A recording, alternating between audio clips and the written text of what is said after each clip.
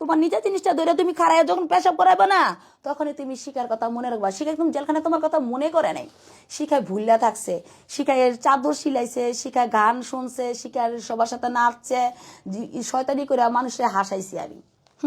টাকা হাতাইছ শিখায় যখন তোর নিজে রাখা আসে পড়ছে, শুয়ে আসে পড়ছে, এখনো তুই টাকা হাতাস, টাকার বিছনায় ঘুমাস। তুই শুক্রিয়া কর। তোর দেখেন না, ওর লিঙ্গটা নাই, ওই টাকা পাইয়া ভুলে গেছে কতটুকু ও লুবি। আপনারা বুঝেন না কেন? এই ভাই, আমার যেরকম সন্তানের ক্ষতি করছে একে একে দুইটা ওর কাইটটা দিছি। আমি কিন্তু মিডিয়াতে যদি ভাইরাল হওয়ার ইচ্ছা থাকতো প্রথমে কিন্তু মাইয়া বলতাম যে তোরা সবাই সাংবাদিক রাখবি আমার জেলখানার গেটের মিদে। আমার যখন জেলখানার গেটের থেকে বাইর করার, তখন আমার ফ্যামিলি আমার মুখের মিদে পরাই দিছে, হেজাব পরাই দিছে, ক্যামেরা দর্শক করে। আমার ফ্যামিলির সাথে মানুষের সাথে ঝগড়াও হয়েছে ভাই। ওর মতন আমি ভাইরাল হয়ে টাকা কামাইতে চাই না ভাই। আমি অনেক দূরে চলে যাম ভাই, আমি সবার থেকে আমি একা অনেক দূরে চলে যাম। আমার কে আমার জীবন আমার দরকার, আমার ছেলের বাবার কাছে বুঝাই দিয়া আমি আমার মতন চলে যাবো ভাই। আমার ছেলের নামে এই বাড়িটা আমি রেখা দিয়া, আর মেয়ের আমি তেজ্য করে দেবো। এর কারণে ভাই তেজ্য করবো, আমি মেয়েরে বাড়ি করে দিছি, মেয়ের বাবার সাথে মিললা আমার নামে, ইকরার মার সাথে মিললা আমার ফোন দিয়ে। আবার ইকরার মায় কালকে পরে আমি তো সাংবাদিক নাম্বার দিছি কেন?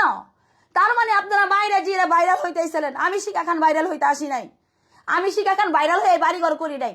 আমি শিখা ওয়ান পিস, আবার আমি সবকিছু করে পুরা অল পৃথিবীতে দেখলাম। যেরকম নুনটুক একটা অল পৃথিবীতে দেখা দিছি, একটা দর্শনকারীর একটা খুনির একটা আমি দেখাই দিছি, এরকম আমি আবার শিখা খান টপ উইটটা দেখাই দিব।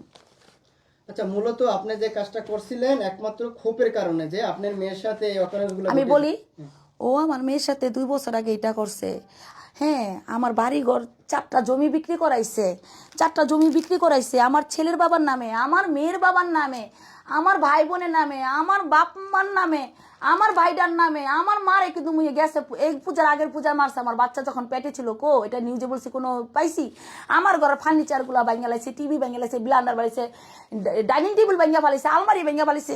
কো এটার কোনো আমি বিচার পাইছি আপনার থেকে? আপনারা আসেন, নিউজ নিয়ে ছেড়ে দেন, মিলিয়ন ভিউ হয়।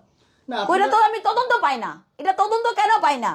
আজকে যখন আমার যখন এটা 2 বছর আগে আমার মেয়েটার সাথে এই ঘটনাটা যে ঘটলো, আচ্ছা এই যে সালমাসারা যে মাইরা ফালাইছে, হ্যাঁ সালমাসার কিন্তু আমার বই মাসে লীলা চৌধুরী, হ্যাঁ যেটা আড়ালে অপরাধ হয় সেটার কেন বিচার হয় না?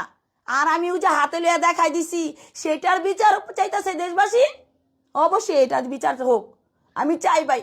মা কখনো মেয়ে নিয়ে মিথ্যা কথা বলে না। আর আমি ভাই আমি কান্না করতে চাই না, কান্না করে আমি ভিডিও দিতে চাই না। কেন?